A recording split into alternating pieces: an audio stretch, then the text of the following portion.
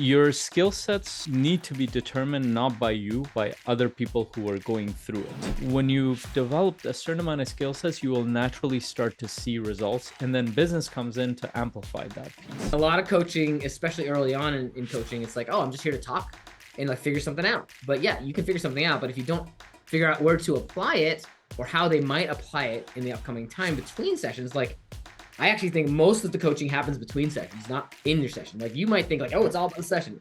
It is, because that's what you do, but it's not for them. Do enough coaching with helping people so that you can really believe you're helping and making a difference for people, so that you can have that belief. And when you have more and more of that belief, you're going to be more and more willing to put up with no's, to put up with, quote, rejection. Coaches Nation, welcome to another awesome edition of the Coach's Journey podcast. I'm Daniel Fernandez. I'm here with my co-host, Faisal and San. We are both hosting an amazing podcast episode today on Rich Litvin, actually, one of the, I would say, big parental figures in the coaching industry. I would consider him. But Faisal has been at his event. And so we want to talk about two things that are holding you back as a coach. And we're going to talk about it from a Rich Litvin perspective too. There's only two things that really hold people back in their coaching. Well, there's lots of things, but they come under two big categories. One is your coaching skills. And are your coaching skills good enough for what you're doing? And coaches have lots of insecurities about that all the time, even at the highest levels. And so the second part is your business skills. Are your business skills good enough to grow your business? And putting those two together, you need both pillars in order for your business to succeed as a coach. If you have really, really low coaching skills, you're not going to be able to make a sustainable business succeed, most likely. If you have no business skills, even if you're a great coach, you're not going to be able to make your coaching succeed, because how are you going to make it sustainable? How are you going to sell your coaching? You know, how are you going to get people into your coaching if you do not have the business skills, which includes selling and marketing and all the other stuff that comes along with the business. So coaching and business, that's what Coaching Mastery Community is all about. And that's who sponsors this podcast today. You can also go to cmc.coach to learn more about that. But we're here to talk about Faisal's experience at Rich Litvin's intensive and how he is learning on both sides of this equation. So Faisal, excited to have you here and to talk about Rich and your experience to help our coaches. Me too. And maybe you can go back and listen to that part. It was funny when you said, I know what you meant to say, co-hosting, but you said it so fast, it came out as coasting. Coasting. Yeah, we're coasting this podcast. We are, because it's so much fun. Maybe it's a Freudian slip. I don't know. We're just coasting. That was funny. We're coasting here today because it's so easy. No, it's fun. It's fun to be here with you, Faisal. So for sure, with you too, and we want to have a conversation with you. So please, as we're working through these, just keep in mind, I'm actually there. There's so much information I'm working through. I'm not waiting for the information for me to assimilate all of it, but I'm already taking action with what I learned in the intensive last week. And that's our recommendation, whether you're in our community or other places that you learn, start applying things that you're learning. But really, maybe we can get started with the coaching skill set side, how that stops coaches from moving forward as a coach and what might be some of the struggles they have. And I'll share some of Rich's perspective, and then I'll go into some of my perspective based on my experience, and maybe Daniel can share some of his view on it, because we both have 10 plus, at this point, 10 years experience as coaches, and we've been in the industry. We've seen coaches who have come and gone, and there are a lot of coaches who are giving up right now. There are a lot of coaches who say they're coaches, but they're not coaches. But what is really happening out in the what actually allows coaches to build sustainable businesses? And that starts with your coaching skill sets. Where would you go from here, Daniel? This is interesting because coaching skill sets, there's so many different coaching skill sets, right? Because there's you could say there's 100, different skill sets in coaching, right? Listening can be one skill set, but even that has so many sub skills within listening, right? And asking great questions, well, that's a skill set in itself. Creating space, there's so many different skill sets we could talk about in coaching. But I'd be curious, in the intensive with Rich Litvin, what is he talking about when it comes to coaching skills? So what I want to differentiate here is, if you want to understand what are some of the key skill sets, we actually did a podcast series around this where we talked about the questions you need to ask, the space you need to create, the listening. There are a bunch of them. I think it was 6 categories we went through. Definitely go through that set in our podcast. You will see it because we went deeper into each of them, and you can literally spend hours talking about each aspect of it. But what I want to focus on is what Rich demonstrated, and not the specifics of each of the skill sets, because like Daniel said, there could be hundreds of them, or there could be a few that you need to amplify. But the key here I want to focus on is your skill sets need to be determined not by you, by other people who are going through it. So if you've developed the right skill sets, which means that it will show up in your coaching sessions, which means that that will naturally translate into either clients buying your offer, or referring you, or giving you some kind of testimonial, or all three. And even if you're really horrible at the business side, like the sales, the marketing, the finance, the all of it, even like, you can actually move forward because your clients start to promote you without even knowing. How I know this, because I knew nothing about business, but as I started, I had some skill sets. When I made the offer, I was actually surprised myself, because I actually didn't think I had great skill sets. I thought, I was like, I don't even know if I can serve people. Let me try it. But I was surprised by a few things I was able to do, and that helped me connect to a few people. So my clients gave me the feedback. And another story I want to share. So right now I'm partnering up with a few coaches. They are not that interested on the business side. They're a different kind of set of coaches. They're not high performance coaching, but they coaches, or transformational, or typical life coaches, but they have a specific skill set around trauma coaching, or something related to nervous system. They're not that interested on the business side, but their skill sets are so good and they're so specific that I've contracted them out for many of my clients. Now, and when I talk to them, when I get in a conversation, I know that they don't know how to get clients, but I also know that their skill sets are very valuable, because I've seen them, I've gone through them, my clients have gone through them. And the way I found out, because I actually hired a couple of them, and I went through the process, I was like, holy shit, this is amazing. Why don't they have more clients?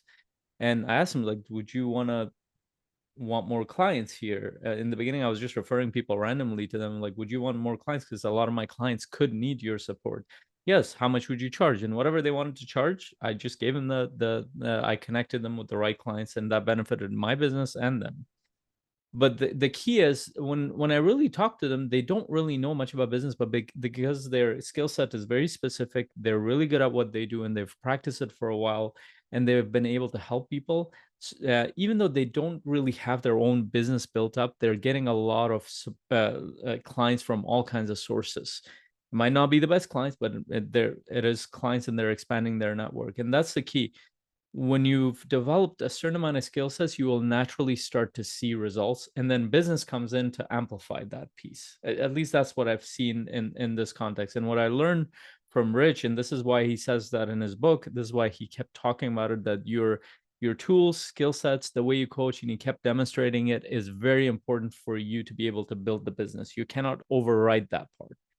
And this is why he doesn't even go too much on towards the marketing and other things, because he really sees, like, people need to see what the transformation is rather than you talking about it. And if they cannot see it, and that's directly linked to your skill sets as a coach, then they don't know how to, they don't need the work that you're doing, even though in your mind you might be thinking, oh, I have a lot of value to share. That might not be true. Yeah. I think what you're really saying ultimately is your coaching is the foundation of everything, right? Yeah. Your coaching skills. If you are so good that they can't, that book, so good they can't ignore you, right? It's like, it's such a good line because it reminds you, like, get good, get better, get better, get better, to the point where it's obvious, right? It's like so obvious that you can make the difference for people, and then people will want you to help other people. And when somebody comes out of your session thinking like, wow, that was amazing, they're going to be way more likely to hire you, way more likely to refer you, way more likely to make a testimonial. And as those things ramp up, you kind of create a flywheel. Even if you are, despite yourself and your best business instincts that are terrible, if you're terrible at business, you will start creating that flywheel based on the foundation of your coaching skill sets, right? Yeah. Yeah. And I think keep that's in true. mind, none of us were born with, oh, I'm an amazing coach. There are certain foundational things you were interested that maybe gives you the potential to be a better coach. So, for example, I was always interested in, and without even realizing it, in philosophy. I was always interested in deeper questions around our psychology, around religion. I was always interested in how history Yeah. works, like a lot of interpersonal psychology, history, and a lot of my coaching is my questions go towards a combination of those. And then over time I built tools and stuff, but they weren't coherent. They weren't usable. They were kind of disconnected tools and information and all kinds of stuff. And as I started working people, I had to hone in on what works, and I had to test it out, hone in on what works based on the feedback that I'm getting. And then I was connected to other coaches as well. I started getting feedback there. And then I started learning from other coaches who were using different tools, just like I learned a couple of tools from Rich the other, and I'm already starting to use it. But the key is nobody starts as an amazing coach. It's just like any other practice. Even if you're trained as an engineer, you won't be an amazing engineer until you actually start working. You have the potential to be one, but you have to put the work in. And this is and this one of the most common, let me call it a lie. I wanted to be a little bit gentle here, but it's a internal lie that I hear from coaches. Like, I'm the best coach there is. I'm so amazing. They won't say it like that, but they have this perception of themselves. I'm really good, but my biggest problem is I can't find clients. Like, I don't know if that's fully true. There may It's be a like, little inconsistency there, right? yeah, and I will ask them, like, have you, and of course it's possible that you could be a really good coach and you talk to a couple of people and then you stop. That is also possible, but in most instances when I ask coaches, have you worked with a few people? Yeah, I coached a few people for free. I even sold like a small program. I worked with pro bono with a few people, and they tell me, I'm like, how many? It's like 6 to 10. Like, so no referrals have come out of that. No. Like, that should be a signal for coaches that there's something missing either in your process or in your coaching skill set. There's usually has to do something, it has something to do with your coaching process. Something is not Six working. to 10, 6 to 10 is not a lot of data, right? If on the average, service that people offer, like a certain percentage of people will refer you, but certain percentages won't, right? If you do a Yeah. great job with 6 people and like referral rate is like 10%, you might not get a referral, even if you were great. So you might not be asking for a referral, which I would consider a business skill set, Yeah. and like if you coach 50 people and none of them have ever referred you, then you start to wonder, like, is this because of me? Is it my coaching skills? And you have to look at your own skills. And it might not be. It could just be that the 50 people, it's a low rate of referrals. But Right. the more data you They're get, the more coaching you do, the better you get because you have that feedback loop, but also because you'll be able to tell, are people referring me? Are people willing to, refer me to others? right. So now there's one part I look at it differently. If you've worked with 10 people, you actually have a lot of data. They might not refer you to a client, but they will give you feedback as to what's working. So, and most That's the coaches, when you feedback loop I'm ask, talking about. I'm talking like about the the, feedback loop. but no, part of the feedback is on the business side where they're referring people to you. Maybe it's not enough. Maybe you need to work with you need to have done a few sessions with, let's say, 15 to 20, and that's the metric that I give coaches. Like, if you haven't Yeah. made an offer to at least 20 people, you don't have enough data to make a decision on whether or not your business will pick up. That's on the business side. But specifically on this coaching skill set side, your clients at the end of each session and after a few sessions will tell you their transformations. And their transformation shows up in a couple of different ways. And this is what Rich Litvin went into quite a bit. He was actually coaching one of the coaches on the call, and he kept asking, he's like, and he was checking in there, how many people was she working with? And he kept saying, well, many people. I've given her all others. So can you tell me a little bit about the results? So she'd be like, well, he felt great. He felt he was at peace. He was this. So a lot of very emotional, which are good. Those are intangible results. But then he also asked, like, well, what did that do for their life outside of those internal things? She couldn't pinpoint it. Nothing shifted in the external. Both are valid. There could be intangible results, but they could. And what he stressed on, especially in the current economy, the people are looking for tangible results. Did it help with their job promotion, that help with their business, that help them shift their life around, that help change a relationship, like really tangible things that you can. And she couldn't pinpoint anything that, and he didn't say it directly, but to me that shows that, either she hasn't asked those questions, but I have a feeling if she worked with, and she had worked with quite a few people, if they haven't given her that feedback, it means that her coaching doesn't go deep enough there. It doesn't go in that direction of tangible growth, because in most, and even if there's internal change, that usually translates to external change in their life to some degree, and that means an ROI for people that they can tangibly measure in some way. Yeah, and you're bringing up as an interesting point too around like, so I was thinking as you were saying, some coaches like work on internal stuff. That's what they do. They're working on mindset, or they're working on just the, like inner peace coach, or whatever you want to, call, a coach who's working on internal stuff. And there's a big linkage there between, if you're really making an internal change, something has shifted in you for real, which means the way that you interact with the world must have shifted. Otherwise, did it really shift, right? Either your experience of it or your experience of yourself, right? And in both cases, whether you experience a shift internally to yourself, or whether you experience a shift to how you relate to things outside of yourself, personally and internally, either way, you're showing up differently in the world in some way, right? And so the idea that an internal shift doesn't produce more tangible external results is missing something. Because whether, like, let's say, like, I'm at peace, of course I'm going to interact with somebody else differently than if I'm not at peace. Of course I am. It's going to change how I show up in relationships, especially if this is a lasting change. It'll change in how I show up in multiple times in interactions with somebody. So like if I'm a manager of a team, and suddenly I have an internal shift that makes it easier for me inside, people should be noticing that at some level. And so part of it might be that this person that you're talking about might have been unaware of those shifts, or maybe they haven't coached deep enough and found out that those people are having real deeper shifts, so that they have that external kind of like effect in their life. Or maybe they just haven't asked, or maybe they just haven't focused on that area. Maybe they're not talking about things they're doing outside of the coaching sessions, right? And so there's a lot of interplay between internal and external, and you can't really separate them in a way, because you can't have one without the other. Yeah, and sustainably. So, and you're right. So you might not be asking the right questions to even find out what the effect of it, and that still goes in the coaching skill sets piece. Yep. Because for example, at the end of the session, you might not be really clearly asking, well, what did you love about the session? For example, what were what is one or two things that really stick out for you? And then when they answer that, well, how is this going to help you in your life? And what's then that going to do for you? Right? Yeah, what's that gonna do? Like, what is the reality of it? Because people will know. And so the next session or the session after, they come in, like, well, they will share with, like, what did that do? What happened in the past week or 2 weeks?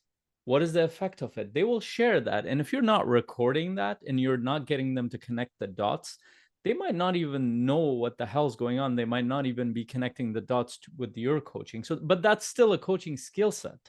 That's still a way to ask questions to help the clients understand how they're moving forward. That's still not on the client. That's on you as a coach. Yes. And one of the simplest, easiest tools to make that connection from internal to external is to come up with an action plan. And a lot of coaching, especially early on in coaching, it's like, oh, I'm just here to talk and like figure something out. But yeah, you can figure something out. But if you don't figure out where to apply it, or how they might apply it in the upcoming time between sessions, like, I actually think most of the coaching happens between sessions, not in your session. Like, you might think like, oh, it's all about the session. It is, because that's what you do, but it's not for them.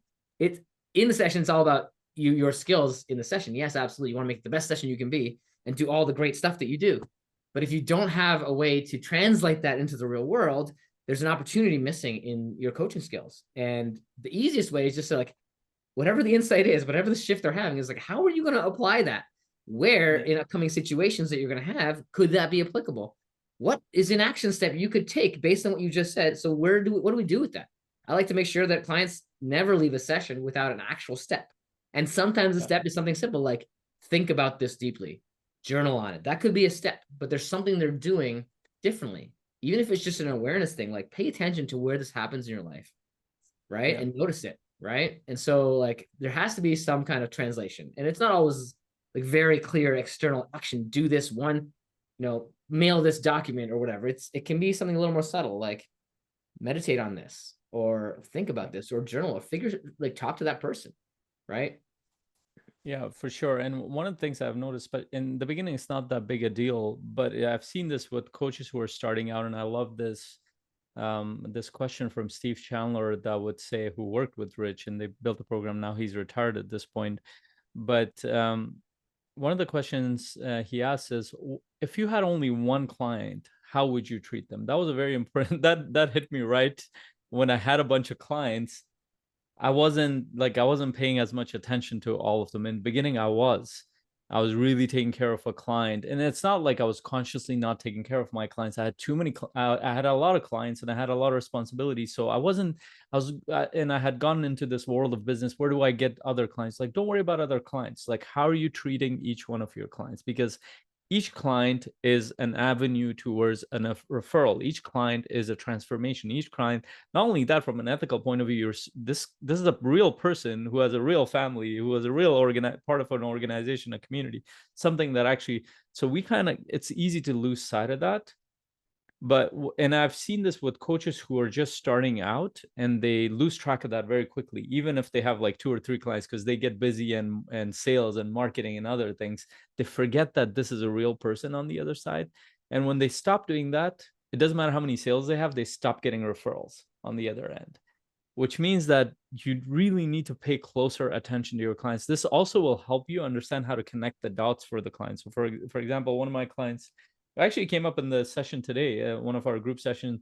One of the coaches in our community, he made an offer, like over $10,000 offer to do like a retreat for not a retreat, like intensive 3-day intensive for one of his clients. He was very hesitant to offer that, but that came up in one of our sessions. I helped him remember that. The question I asked him was like, do you remember how hesitant you were before you made that offer?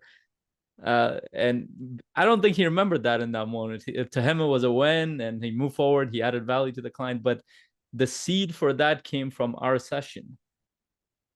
How that moved forward, you would have either probably hesitated or not gone towards that because it was too. He didn't know. I walked him through it, and then we had a deeper conversation on the outside. Hey, this is how you could potentially structure this, and that was a success. And again, that's on the business side, but even on the when clients do certain things. For example, one of my clients almost went through a divorce process, but he was able to recover out of that because of the coaching. And a couple of times he mentioned that, if it wasn't for your coaching, our marriage would have been done, but he forgot about it. 6 months later, he got into a challenge. He didn't even remember that was related to our coaching, and I had to kind of take him back to that. Do you remember what happened there? Like, but I care enough to understand his whole process to know to even ask that question. And that's just being human. Don't rely on your clients to remember. Help them continue the story that's going on. Again, it's on you, the questions that you ask, how much you care,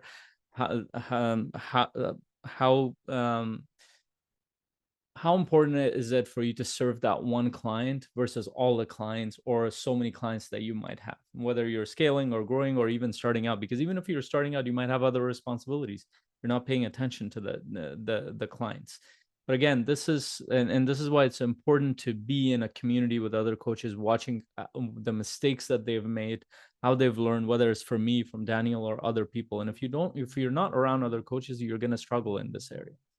Yeah, one of my clients told me a little while ago, like, I feel like I'm your only client, which is like exactly what I want to hear. But I do talk about other clients, so like they like just generically, so they know I have other clients. But I feel like I feel like you're paying that much attention to me is the message I got, Yeah. which I really liked. I thought that was a great compliment.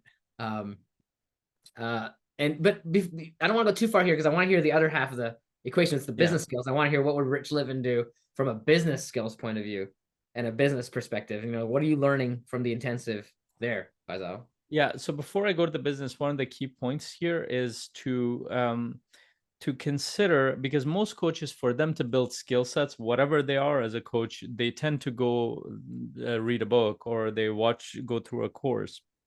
or they will go through multiple certifications. I've known coaches who have 10 plus certifications, but they've barely done any coaching. They're not really good coaches, to be honest. They have a bunch of information in their head and they think that that translates to them being a great coach. I don't think that, and some certifications do deep dive into practice and they push you to go out there and actually work with people. But those are really high-end certifications usually. But so, for example, the way I would say to improve as a coach is, one, you need to be out there coaching people to improve your skill sets as a coach. You need to be giving yourself feedback, which means you're at the end of the session, ask yourself, like, how did that session go? How could I improve? Just a couple of questions that will help you. Listen to your coaching calls. That took me a while. It took me about after the first year of coaching to figure out, and actually be open and vulnerable enough. I can't tell you how many coaches I've offered this to. I've offered this. It's the easiest service to offer in our community. Out of 100, maybe 3 people have taken on. When I've asked them, like, can you send the recording for this session? They wouldn't send it. They're not going to send it because they feel too vulnerable. And also be in a community where you get to get feedback. So we do that within our community. We run coaching clinics. We let the coach a client and we give them feedback. So none of us want to get feedback that feels uncomfortable, that feels like we're not doing what we need to be doing. But this is how human beings improve. We can only improve things that we're aware of. Most of the time we do things that we're comfortable with. So those are just to wrap up, like, how you can gain skill sets, or some of those things you can do in the background. Awesome. I love that. And as we think about, CMC, coaching mastery community, we don't have a certification, but we could. And one of the most important parts of the certification is what you're talking about, the practice and the business part of it, that, the outreach and the messaging and the communication with people and the offers. How do you build clientele? I think there's a piece in the industry that's missing that from a certification perspective, because that actually builds coaching skills too. So it's a really different take on a certification. I think that's something we could actually build in the next, maybe year or so. But in the meantime, let's talk business. I want to hear about the intensive from a business perspective, business skills. So assuming that you have your coaching skill sets in order, at least you have a starting point where you can serve a set of people. It doesn't matter at what level, because there are levels to this. Then the next piece is, how do you run the business? Where do you need to, and there is no such thing as I need to understand business. Business is very vast, just like your coaching skills are. But I want to kind of amplify one area, and this is the part that I learned from Rich Litvin years ago. And in one of the sessions he did, he went back to the foundations of the prosperous coach process and method, and he really talked about, like, what do you need to amplify here? And really, the gist of it is this: are you bold enough to reach out to people and actually support them, serve them with your coaching process, and on the other side, make an offer? It almost always boils down to, are you making enough offers and collecting enough no's? And there are a couple of phrases he always says. No lives, and yes lives in the land of no. And no just means, it's an acronym for next one. And most coaches don't have that mindset. I didn't have that in the first couple of years. After I would get a no, I'd be mulling over that for weeks and months at a time, whether it was in a group or one-on-one setting. Of course, that makes sense. It means next one, and you don't have a next one. Of course, you're gonna get stuck. It's like all the eggs are in one basket. So why would you ever be a next one? Because you're feeling rejected and you're not gonna do anything. So there's not next one because you're not doing anything. So it's a very self-reinforcing cycle to actually, like, not keep on going. But if you have enough prospecting going on that you're making enough offers, like do you think 100% of people are gonna say yes? No. Yeah. So like, just like, don't put all your eggs in one basket. Yeah, for sure. And again, this is one of those things, if you've never run a business, or if you've never had to sell something, whether either door to door or in some kind of sales. And by the way, even those who come from the sales world, they've done door-to-door sales, they've been a salesperson. It's actually a lot harder to sell your own program than somebody else's, because you're not only taking responsibility for the sales process, but you're also taking responsibility for the product and delivery. So keep in mind, a lot of salespeople who are hired by companies, they just sell, and as assuming on the outside they believe in the product, they are ethical, they sell the thing, After that, they don't have to worry about much. There's a whole team that does the delivery, the onboarding process, everything else. So when you're selling it, you're taking responsibility, and that, and subconsciously, most coaches are afraid of that. They don't know what's going to happen once they sell, because they're scared. By the way, investors do the same thing. So I work with multifamily investors. A lot of times they will have a deal, syndication deal, which means that they found a building or a complex with a lot of doors. That means there are multiple partners in the process. Now they have to go raise capital, which means that they have to go talk to their network and raise money anywhere from $50,000 per person and up. And one of the first people they're going to go to is their friends and family, and they're scared to offer this. And I know what happens. There's a part of them, they're like, what if something goes wrong? What if this deal is not? And I don't think they believe enough in the deal to even go there.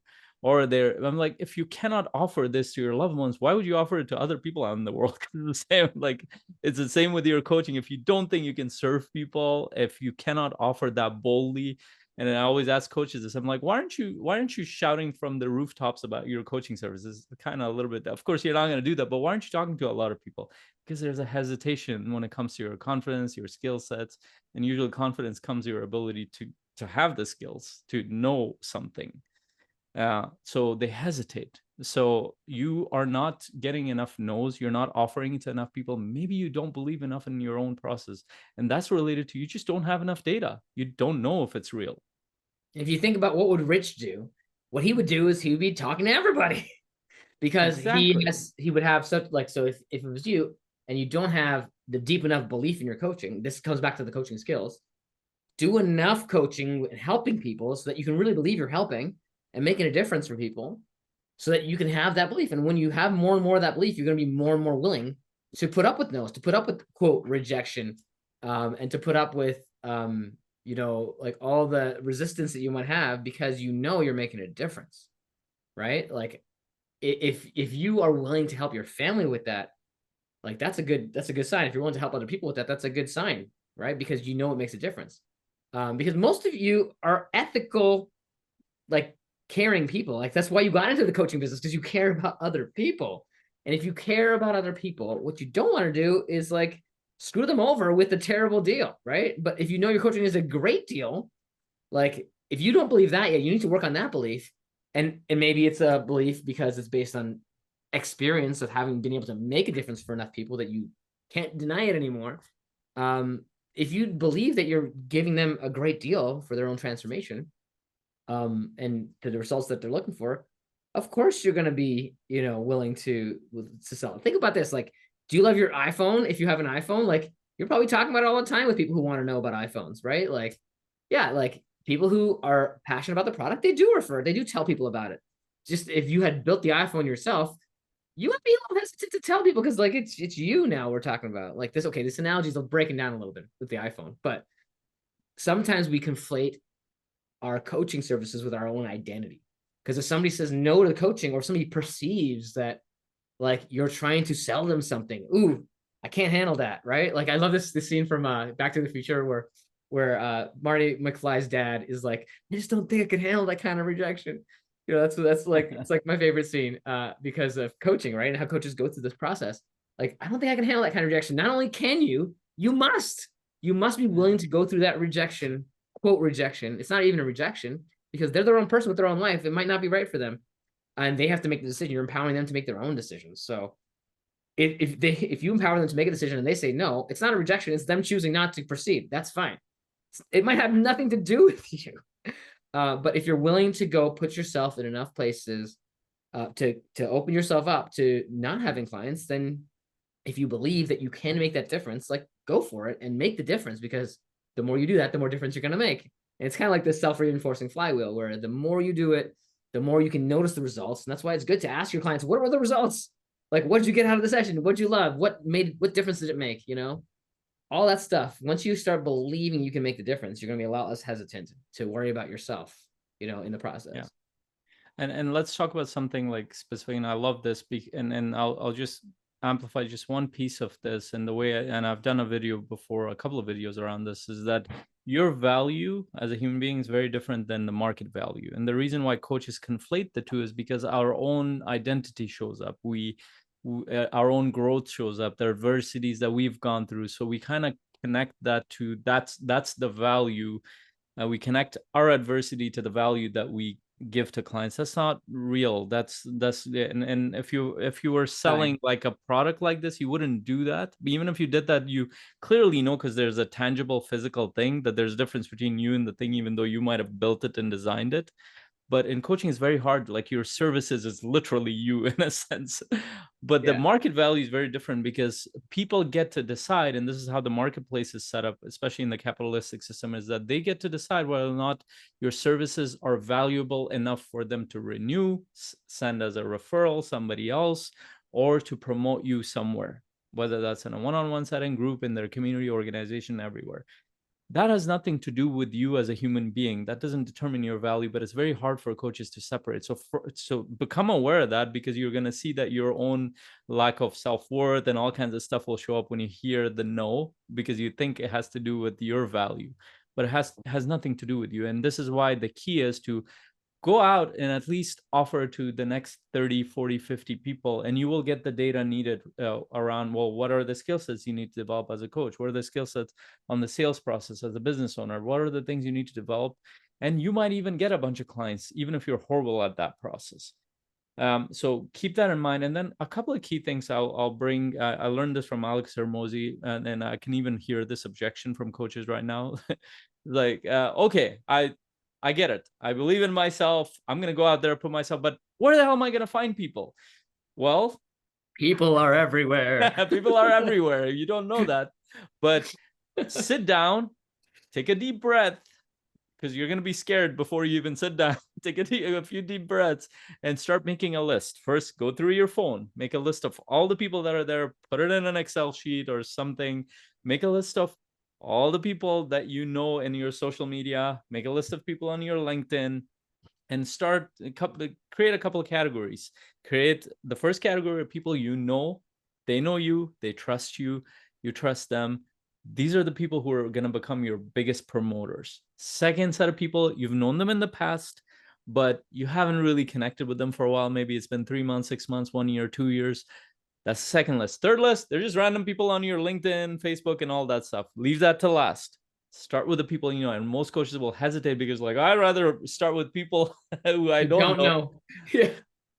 That's like the most common thing, but that's where it's gonna take a long time for you. And that doesn't mean you go out to everybody that trusts you. It's like, hey, you need to buy my program. That's not how the coaching business works. Like, you talk to them about what you're doing and you explain it to them and help them understand what it is. If they're willing to promote you, just say that, would you mind if I just walk you through this so you understand this? Just like if you built a product, sorry, I put something in front of you built a product, you would just give it to your loved one and be like, can you test this out for me just to see what it is? You don't need to sell it to them. And once they test it out, they really like it. Either they will say, I'll buy some of this. You don't need to sell it to them. Or you can just simply ask them, hey, do you know anybody who would benefit from this? Like a simple question, like, do you know any? Now they know what the product or service is. They see the value of it without you having to explain it too much. They used it. Do you know anybody who could take advantage of this? If you did that enough with just a few people, even 10 people that trust you, that will accelerate your business much faster than if you just went there and found some random people to coach. Yeah, think about it this way. Find 10 to 20 people in your own network who know you and trust you, and you know and like them. Ask them to test drive it. Like, that's what we're really saying. Like, test drive it. Like, could you help me figure out how to promote this? Or just could you, like, give me a testimonial if you liked it or whatever? Like, most people who love you or even like you might be willing to say yes. Maybe half of those people say, like, yeah, sure, absolutely. Book the call with them, run them through the process, and at the end, make sure you find out what they liked, and ask them for the tangible impacts that they're going to have in their life as a result of it. All the coaching skills stuff we talked about. But also, they might give you a testimonial. They might give you a referral, as Faisal just said.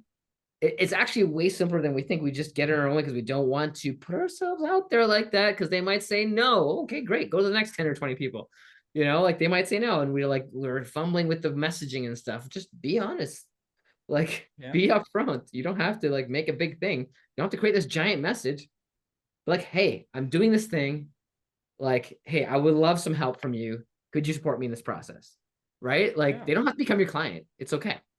This is a step-by-step process. Which means that you might walk them through 2 to 3 sessions. They figure out what it is, and then you ask them, "Hey, can you give me at least a testimonial, a referral? Do you know anybody in your organization who I can support?" And if you're afraid, well, I don't know if I can offer a high ticket program. A lot of coaches are afraid of that, and then they come and I'm speaking specifically to coaches who have paid a lot of money to get certified. They're like, "Oh, I can't charge less. I've gone through a very prestigious school." You can charge less. Nobody cares. Nobody cares what you've gone through. Start with us. You can, and I like Alex Hermosi's tip around this. If you've priced something at $5,000, just say, "I'll give you 80% discount from this $5,000 because I'm starting out." Start with that. You'll be confident enough to offer that, and once you build it out, you can raise the price as much as you want. You're not in a job. You can raise it whenever you want. So those are some ways to get started. And if you want to go deeper, and this is what we do in our community, we go much deeper into these. We can talk about this for hours. This is what we do in our sessions in business implementation. We have a session for getting you to build your coaching skill sets. We have mindset session for coaches to help them get unlocked in that area. We do all of that to help you build coaching mastery and business mastery. We can go much deeper in these areas, get you to figure out how you can move forward, get you to deal with the stuck points you might have.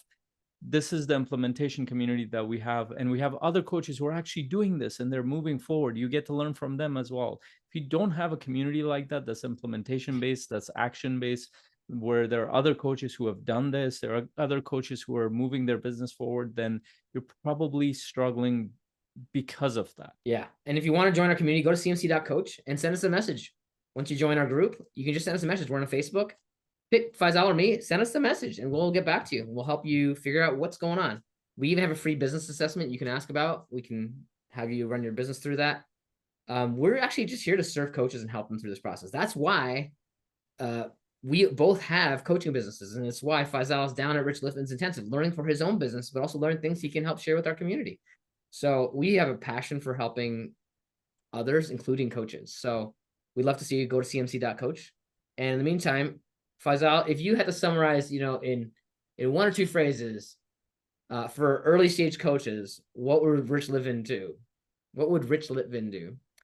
How would you summarize it? Like three sentences. I think I can do it in 2. Okay. Coach, coach, and coach. That's the first. Rich Litvin has said that. Second is get as many no's as possible for your offer. Those are the 2 things that will actually help you build your business. I love that. That's perfect. And I know that's, I follow a lot of Rich Litvin stuff. I think he would be totally supportive that you summarize him in that way, because that's how he might summarize himself. That's great. And Sure. both of those, that's what coach is actually perfect coaching skill set builder, and get as many no's as possible is also the perfect business skill set builder. If you think about it, then there's overlap for sure between those 2. But I love that. Yeah, and make sure if you know coaches who are struggling, who are kind of trying all kinds of marketing stuff, who've been at it and they keep complaining that they're not getting clients, and they're saying the only thing that's stopping me is just people just don't understand me and my coaching business. Please share this video with them, because it'll help them. At the least, it'll get them to start thinking about their coaching business differently. Please share your thoughts, your journey of what's working, what's not working on your end. We'd love to hear from you as well, whether you're in our group or if you're listening to this on YouTube. Please share your comments there as well. Awesome. Well, thanks for watching or listening. And we'd love to see you as part of our free community on Facebook. Go to cmc.coach to find out about that. And we'd love to hear from you as a coach. And we'll talk to you soon. Have a fantastic week. Take care. Bye.